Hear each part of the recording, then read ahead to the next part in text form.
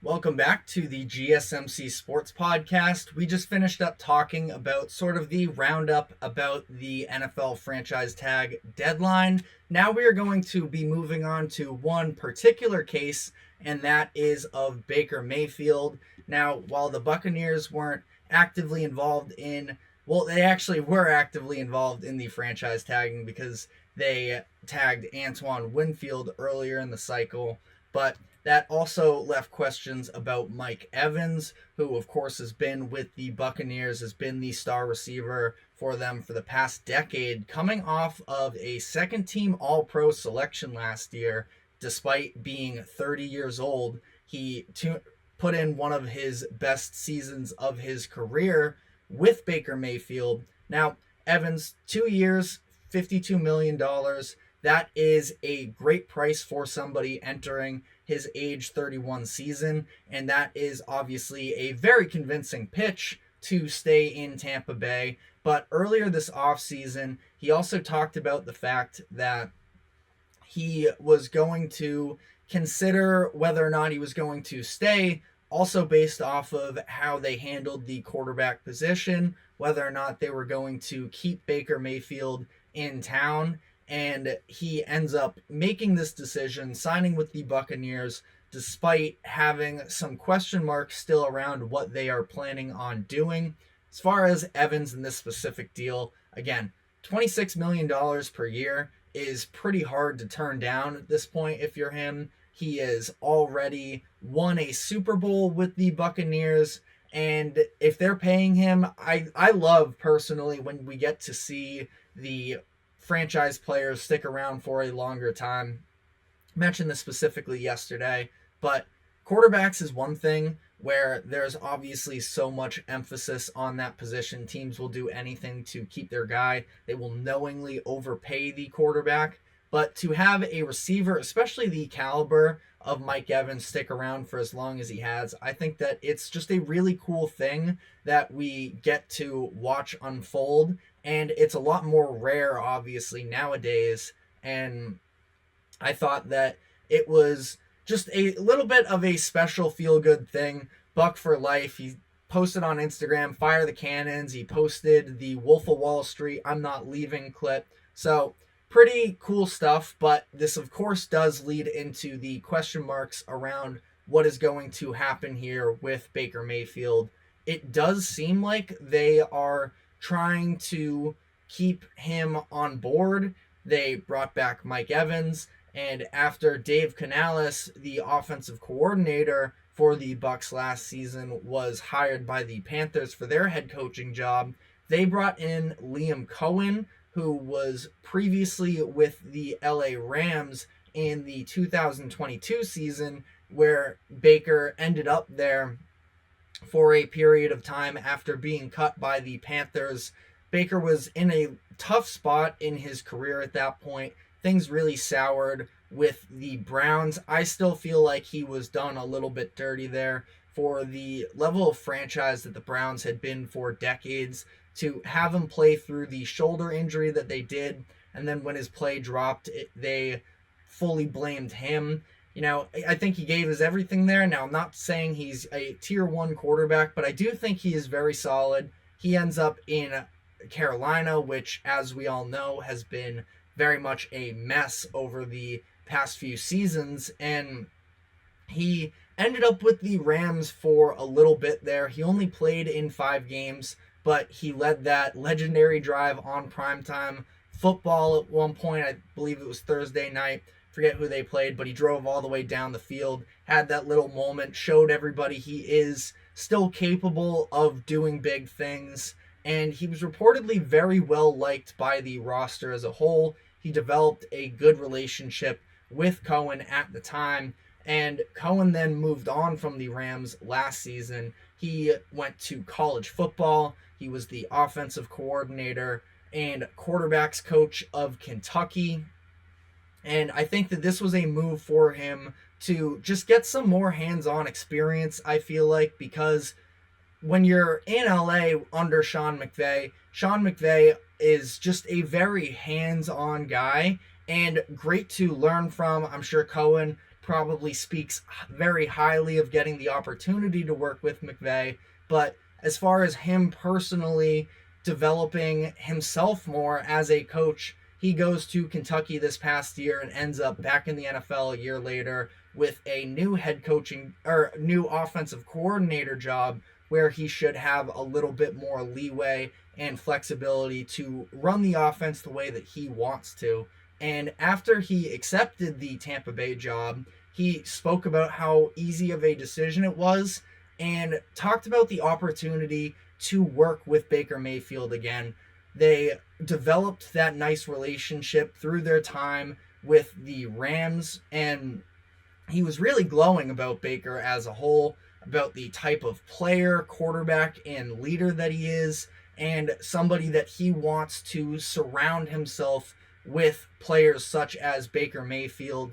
He talked about a time where Baker was jawing a little bit in practice with Jalen Ramsey, and this was at a time the Rams had a really brutal season. Matt Stafford missed most of the year with an injury. The Rams ended up winning just 5 games, but Baker came in and he said that there was a spark that was sort of lit with that Rams team at the time that wasn't there all season. Baker obviously comes into Tampa last year and posts a handful of different career highs. And I think that, now we're at this point here. It was career highs in passing yards, touchdowns, and completion percentage. So he had himself a big year and set himself up in position for getting a payday. Now, when you look at the overall market for quarterbacks that is out there currently, we talked about this yesterday with the Russell Wilson situation, where there aren't tons of options for free agent quarterbacks. You have the Vikings, Falcons, and Raiders, who all definitely need starters. And then there's that next tier of they could potentially go out to get a veteran guy. That includes the Patriots, the Steelers, the Titans, the Giants, the Saints. I think that a lot of those are unrealistic, though. The Steelers have already, a couple times there have been reports coming out, as much as they've been linked to some of these other guys, that they are not looking to bring in a veteran quarterback.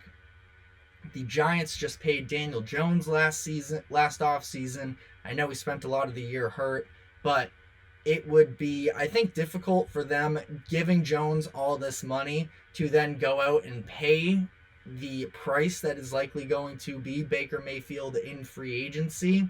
The Saints as well, same situation with Derek Carr. So I think that the most likely situation is him ending up back in Tampa Bay, which I think would be beneficial. They go out, they make the playoffs, and they even win a playoff game. I know that a lot of that game was probably due to the fact that the Eagles were a mess down the stretch of the year, but I also think that the Buccaneers really found something in themselves, and they can still be a very solid roster. They also have cap space this offseason. Now, of course, a large part of that would have to go to Baker, and the price is looking at least upwards of $30 million, which I know to a lot of people you're thinking that that is expensive, and it is expensive, but I think if they could find a way to get a deal done that was somewhat like Geno Smith, or, as much as people don't like the player itself, Daniel Jones, where it's a lot of these big money deals, but it's a lot more front-loaded in terms of guarantees, where it's fully guaranteed the first year, maybe the second year, but you can get yourself an out after season 2. That's the case for Daniel Jones. I think that he's only fully guaranteed after this upcoming season, and then the Giants have a way out. The Seahawks could have saved themselves, was in the $15 million range, somewhere around there, if they had decided they wanted to move on from Geno Smith. They had a deadline. It was either last Friday or the Friday before. But as much as there are these eye-popping numbers for quarterbacks that you might not think are franchise guys, you give them the money, you keep your team competitive, because a lot of the time it's, well, sure, you'd like an upgrade at the position, but what is the path to get that upgrade? It's not always that easy to figure it out. And Baker made an incredible impression with the Buccaneers as well. As much as sometimes the stories can be a little bit cheesy, but he's taking his linemen out to, I think they went bowling at one point. He takes them out to dinner, stuff like that. Like, he earned the respect of that locker room. He earned the respect of Mike Evans, who of course is a staple of that offense. And they ended up playing, I wouldn't say they played tremendous down the stretch of the year, because they even got blown out by the Saints late in the season. But I do think that they're still in a position in a pretty weak overall NFC South division that they could very easily find themselves in position to host a playoff game again. And I don't think that they are in that position if they move on from Baker Mayfield. And again, they have the money and they have a lot of talent on that roster as a whole in order to do so. Like I mentioned, some of these other teams that are sort of in the hunt, like you look at a team like the Patriots, where they have loads of cap space to potentially be able to make a move. But if you go in and you sign Baker Mayfield, you still don't have an offensive lines. You still don't really have receivers for the most part. You have to invest into all of those positions as well. I just think that they have a lot of holes, whereas Baker, he can stay in Tampa Bay. Now, it is worth noting that he was on record saying he is not willing to take a hometown discount. He is looking to get paid. Honestly, who can blame him, really, considering the way that his career has sort of played out over the course of the past couple seasons? Go out, get paid. I think that they were really building something there in Tampa Bay, and no, they're not necessarily, top tier Super Bowl contenders. And I don't know if Baker Mayfield is good enough to win you get you to a Super Bowl, period. And that is the counter argument for, well, why are you going to give a guy that much money if he's not going to be a Super Bowl caliber quarterback? I also think that there is just some sense of value in being a good competitive team. Like, I think that the full-blown rebuild is often a philosophy that's a little bit overstated. And mind you, I myself am a Patriots fan that was, hate to admit it, but I was rooting for them to lose games last season because of the fact that they were so far from contention that I wanted them to be in position come this draft where they could draft one of the top tier quarterbacks. The Bucs are in a spot where, again, they've won a playoff game last year. Baker Mayfield has now won multiple playoff games during his career, and I don't think that you look at a team like the Lions last year, and Jared Goff, I don't mean to, understate how impressive he's been over the course of the past couple seasons, because he's been a very good player. He's been a very good, I know that the term gets a whole lot of,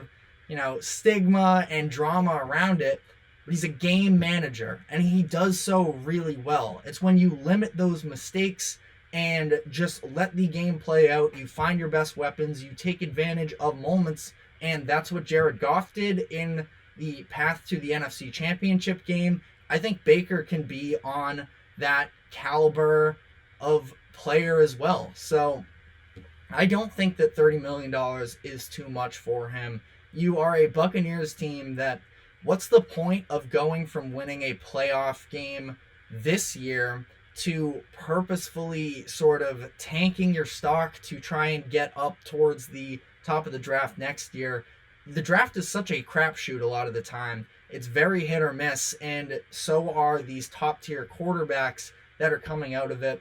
I know that Baker, we all sort of have turned the page on him being an elite quarterback, but he was drafted number 1 overall just a handful of years ago in 2018. I think that he can still be a very viable option for the Buccaneers headed into next season. So that is all we have time for on this subject. We will obviously be continuing to monitor his market as the weeks go on. But we are going to be taking our second break, and when we come back, we will be moving to the NBA, where we had the favorites from both conferences drop big-time games. So stick with us, and we will be right back.